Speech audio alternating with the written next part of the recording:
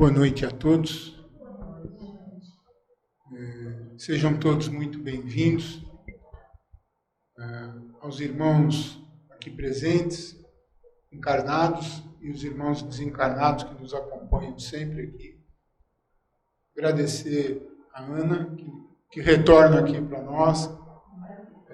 Prazer nosso, novamente, depois dessa parada compulsória, forçada, né, da pandemia. Vamos ter uma palestra com a Ana. Eu queria abrir lendo Minutos de Sabedoria, do Torres Pastorinho. Vou ler duas mensagens. Uma nos diz assim: sua luz deve brilhar de dentro para fora. Procure manifestar a todos luz interior que vibra em você, através do quê? Dos seus atos, suas palavras, de compreensão e otimismo. Seja você mesmo sua própria luz, iluminando a todos com suas palavras de conforto e incentivo, com o seu sorriso de entusiasmo e de encorajamento, com o seu exemplo de fé e otimismo. Mensagem bem otimista para nós, né? Nós devemos praticar. Uma outra mensagem vai nos dizer o seguinte: não perca a sua serenidade. A raiva faz mal à saúde. O rancor estraga o fígado. A mágoa envenena o seu coração. Domine suas reações emotivas. Seja dono de si mesmo. Não jogue lenha no fogo de seu aborrecimento. Esqueça e passe adiante para não perder sua serenidade. Não perca sua calma. Pense antes de falar e não ceda à sua impulsividade. Que nós possamos elevar o nosso pensamento à imagem de Jesus Cristo, nosso Mestre, e ao Pai, Senhor e Criador de todas as coisas do universo. Agradecer ao Dr. Bezerra de Menezes, que dá nome a esta casa, que está sempre nos protegendo, nos guardando. Agradecer nosso mentor individual, Espírito protetor que nos acompanha, nos guarda e nos fortalece. Que nós possamos aproveitar esta palestra dessa irmã, a Ana, e que possamos voltar para os nossos lares com mais alegria, com mais luz. Boa noite a todos, todos bem-vindos. Muito obrigada mais uma vez pelo convite, depois de um tanto tempo afastados. Hoje o assunto escolhido o tema fraternidade, que a primeira leitura nos foi exatamente a fraternidade, né? Para fechar ou para abrir o tema. Bom, fraternidade, a palavra em si, é uma palavra que vem do latim e que significa fraterno e que representa o sentimento de parentesco, mesmo não sendo parente. Então, a fraternidade mostra que eu sou fraterna a vocês e vocês a mim, mesmo que não tenhamos laços consanguíneos. Mas, segundo o Livro dos Espíritos, na questão 855, a definição que os nossos amigos falam é que fraternidade é ter boa vontade com os outros, é desculpar e até perdoar os erros dos outros, é abraçar as causas dos outros, superando os nossos próprios desafios, as nossas necessidades e as nossas tendências egoístas. Então, baseado nisso aí, Lucas vem e nos traz uma história. Peço desculpas que eu não anotei o capítulo, nem o versículo, mas Lucas, no Evangelho de Lucas, ele fala que Jesus estava sentado no templo como sempre fazia, meditando, pensando nas obras do Pai, quando veio um doutor da lei, típico, e resolveu perguntar a ele como é que ele fazia para alcançar o reino do céu. E aí Jesus, muito calmo, disse para ele: mas você que é o doutor da lei, você deve saber. O que é? Ele disse: bom, é amar a Deus sobre todas as coisas, com toda a minha força, com toda a minha alma, com todo o meu espírito, com todo o meu coração, ao próximo e a mim mesmo. E Jesus virou para ele: então, você tem a resposta, vai e faz. Ele não estava satisfeito, porque não era isso que ele queria ouvir. Aí ele diz assim: tá, e quem é o meu próximo? E aí Jesus sabe como era. Bom, vou contar uma história. Havia uma estrada que descia de Jerusalém para Jericó, e um homem nessa estrada foi assaltado, foi roubado, foi machucado, foi abatido, e ficou na rua, ficou na estrada praticamente para morrer de tão machucado que foi. E descendo dessa estrada, da cidade de Jerusalém para Jericó, vinha um sacerdote que, olhando aquilo, viu ao longe aquilo, olhou e fingiu que não viu e atravessou a estrada. Em seguida, veio um levita, que também olhou aquilo ali e passou batido. Passou um tempo, veio um homem da Samaria, um samaritano, que olhou para aquilo, compadeceu-se, desceu da sua montaria, se ajoelhou, pegou a água e o seu azeite, fez um curativo inicial ali para o homem que estava ali, fez o tratamento, viu que ele não estava morto, carregou, botou ele no cavalo e levou para um local onde poderia ser tratado. E deu dinheiro a esse dono desse local para que tratasse enquanto ele ia mais adiante, e que quando ele voltasse, os débitos seriam sanados. Muito bem. Aí o Jesus pergunta para o doutor da lei: tá, então quem é o próximo desse indivíduo que estava caído no chão? Aí ele pensa e diz: aquele que teve misericórdia. Não era isso que Jesus queria ouvir dele, mas foi isso que ele respondeu. Então, nós sabemos que todas as parábolas Jesus criou para os ensinamentos do povo daquela época e, obviamente, nós que estávamos lá, para nós aqui na nossa época, é claro. Então, ele fez uma analogia nesses personagens. O homem caído. Quem é o homem caído? Qualquer um de nós. Que sai de um momento espiritualizado, que sai de um local, que baixa a sua energia, como ele veio, uma estrada que veio, simbolizando Jerusalém, que era onde estava ocorrendo na época a festa da Páscoa, com toda a religiosidade, e veio, assim como nós, que quando saímos do nosso mundo interior, da nossa espiritualidade, e vamos em direção ao canto da sereia, do material, nós vamos para aquilo que nos agrada, nós ficamos sujeitos, assim como o homem caído, a ficar à disposição dos bandidos, que não são os bandidos que a gente imagina que sejam, com arma, com faca, mas os bandidos que estão dentro de nós, a raiva, o ódio, a inveja, a maledicência, todos aqueles sentimentos negativos que estão dentro de nós. E aí nós ficamos à mercê desses sentimentos. E aí, à mercê desses sentimentos, nós ficamos doentes, fisicamente, mentalmente, espiritualmente, e começamos a tomar medicamentos, e começamos a nos fechar, e começamos a nos comportar de uma maneira ansiosa, depressiva. E se isso nos deixa caídos, como deixou o homem lá, estende-se de uma maneira tão extensa, nós começamos a ter pensamentos suicidas. Porque é mais fácil, eu estou caído, ninguém vem me levantar. Ou é mais fácil eu acabar com tudo?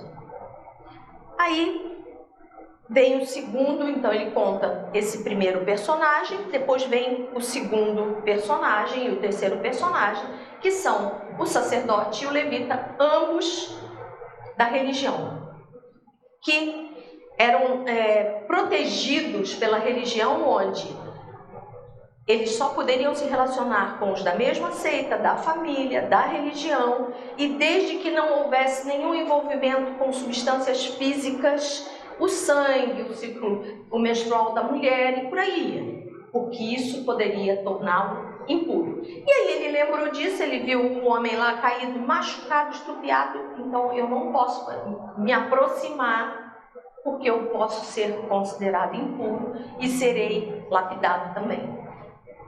A mesma coisa o levita. Então ele, o sacerdote, que era um homem de Deus, ele esqueceu o quê? A regra básica da caridade, da fraternidade, ele esqueceu. E o levita, que também é um homem voltado para a religião, que está dentro da igreja, que uma hora ele limpa a igreja, outra hora ele evangeliza os jovens e as crianças, também fingiu que não viu nada e passou batido. E Jesus compara. Ele quer trazer isso para quê? Para que nós, que às vezes abraçamos causas religiosas, às vezes abraçamos causas sociais, ONGs, e queremos fazer e ajudar, e estamos à disposição. Mas, quando nós somos requisitados, quando nós somos chamados, hoje eu não posso. Hoje eu tenho um compromisso, eu tenho uma reunião. Eu tenho sempre uma reunião no meio da história que não me permite que eu possa estar à disposição às 7, 8, 9 horas da noite. E aí, eu que abraço uma causa religiosa, também abro mão daquilo ali. Exatamente como os dois, que esqueceram aquilo que eles se dedicavam. Aí vem o quarto personagem da história, que é um homem que vem da Samaria, que naquela época era uma região que vivia sempre muito invadida pela disposição geográfica, era uma região muito fácil de ser invadida, e todo o seu povo virava e mexia, passava por mão de vários invasores. E para sobreviver, eles se adequavam, eles não fugiam, eles se adequavam e tornavam-se escravos, mas viviam bem. Então, todas as outras tribos tinham os samaritanos como impuros, hereges, inferiores, a escória.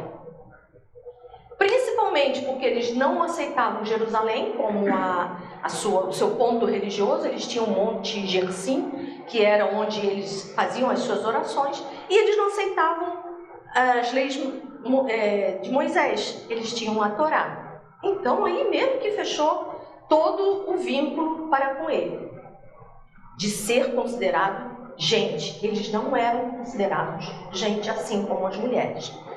Então,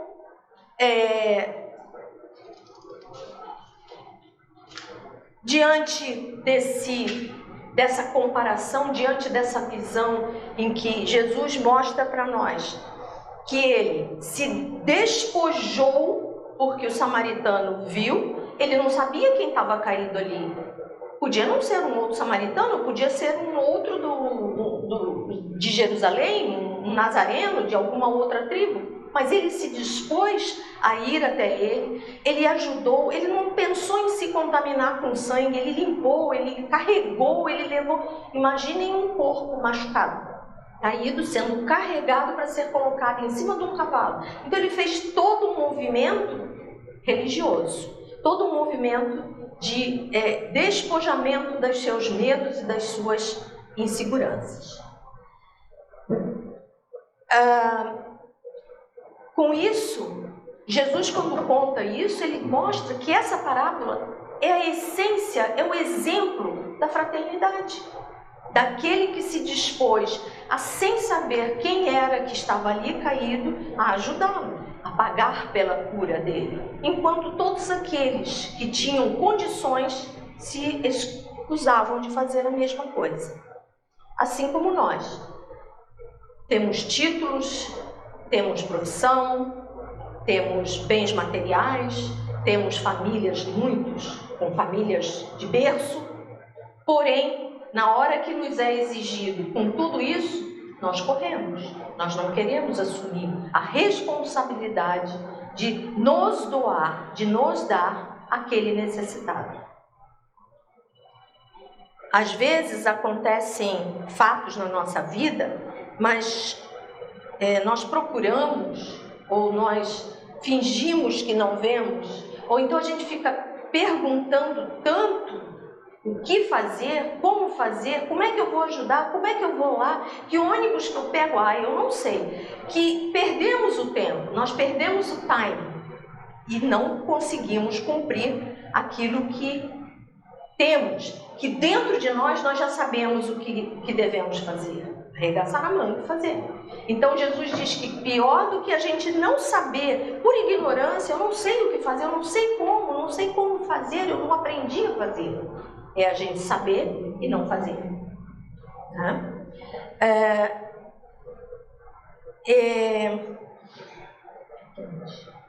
Aí vem, então, Jesus nos mostra como nós podemos ajudar o próximo. Tá, tem a regra, e qual é a regra para ajudar o próximo? Já que nós sabemos o que fazer, como fazer, nós nos despojamos de tudo, tá bom, e como é que eu vou fazer? Aí Chico Xavier vem, então, no livro Jesus no Lar e conta essa história, essa psicografia, que João estava naquela euforia de fazer, de levar para os irmãos tudo aquela coisa maravilhosa da palavra de Jesus, e aí chegou junto do mestre e disse, mas eu sou pobre, eu não tenho dinheiro, como é que eu vou ajudar o meu irmão que está precisando de dinheiro? E aí Jesus disse, João, você só precisa estar pronto, estar atento, pronto ao outro, atento ao outro, observar o outro, ter disposição para ouvir o outro, mas tudo isso vai ter que ser baseado na boa vontade. Se você não tiver boa vontade para tudo isso, porque o outro pode estar na sua família, pode ser aquele filho rebelde, pode ser aquele cunhado que vem para pedir dinheiro, pode ser aquele vizinho que importuna com um som em alto, que no domingo à tarde incomoda, enfim, o outro pode estar no fim da ponta do seu dedo, mas se você não tiver boa vontade, esse outro não vai te melhorar em nada. E aí nós vemos que Deus nos enviou o seu Filho como o nosso próximo. Ele é o nosso próximo, porque nós vivemos caídos e decaídos, nós vivemos necessitados da ajuda, nós vivemos carentes da precisão da espiritualidade e de Jesus e de nosso Pai. Então, como é que Jesus se nos tornou o samaritano? Como é que ele passou a ser o próximo? Quando ele nos trouxe o evangelho dele. E esse evangelho nos ensinou e como o samaritano embrulhou o homem, ele nos embrulha. Ele nos cobre as nossas faltas de sentimento com o seu amor. Ele cuida das nossas feridas quando foi criado, passou a existir a medicina com os produtos químicos, as medicações para aliviar as dores. E as morais pelo ensinamento na fé. Ele nos carrega, ele nos levanta, ele nos empurra pela prece reconfortante. Ele nos leva para locais seguros quando tem os temporais e as enchentes físicas. Quando nós perdemos tudo, ele consegue alocar as pessoas, aparece sempre local para ter essas pessoas com colchões, com roupas, sempre aparece. Mas também ele nos traz para casas de luz, para casas onde vamos ouvir, onde vamos receber a energia, o amor, a caridade. Deus nos deu esse seu Filho como seu próximo e nos mostrou que ele é caridoso. E nós somos próximos de quem? Nós não somos perfeitos, precisamos evoluir muito, precisamos crescer muito, mas a gente precisa primeiro, para poder chegar junto ao outro e dizer, poxa, meu irmão, tenha paciência, tenha calma, não se cobre tanto, se perdoe, mas nós precisamos nos perdoar, não nos cobrar, não nos exigir, não, eu tenho que ser perfeito, meu bolo saiu todo assim, joga fora, porque o bolo que a minha mãe me ensinou tinha que ser fofinho, úmido, assim, e aí joga fora. Porque nós não aceitamos que nós não temos ainda condições de fazer um bolo como a nossa mãe e a nossa avó faziam. Tá? Então, se a gente se perdoa, nós aprendemos a perdoar ao outro. Aceitamos o outro. E se temos amor ao outro, obviamente, levaremos o amor ao Pai. Cada personagem dessa parábola, então, tinha planos que foram traçados para eles. E todos eles, com exceção do samaritano, não cumpriram as suas determinações. Assim como nós, que temos planos nessa vida, que Deus nos deu planos e que muitas vezes não cumprimos ao longo da nossa vida. Então tem uma historinha muito interessante para terminar. É a história de uma fazenda que o fazendeiro descobriu que todos os sacos de ração estavam furados. Tem rato, Maria, tem rato aqui. Eu vou dar um jeito. Todos. Aí ele distribuiu ratoeiras pela fazenda inteira, dentro e fora da casa. E aí o ratinho saiu, não percebeu, saiu, começou a olhar, deu de cara com uma ratoeira, correu.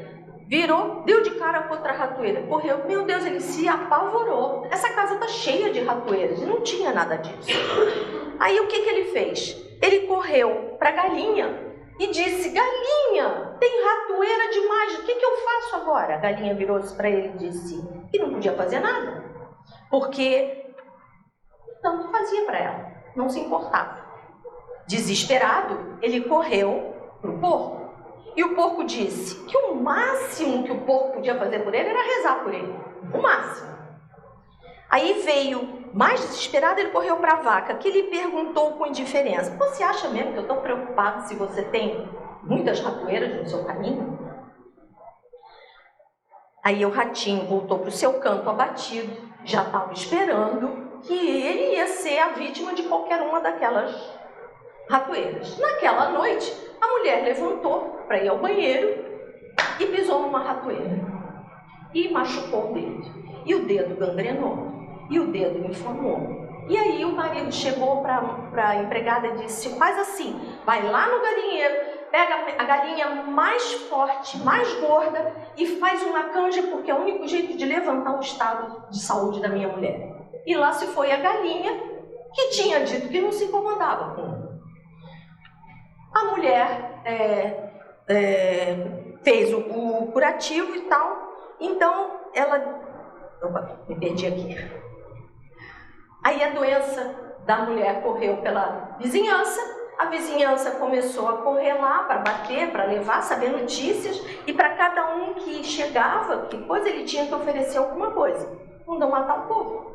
Aquele que tinha dito que também não se incomodava, que ia rezar pelo ratinho.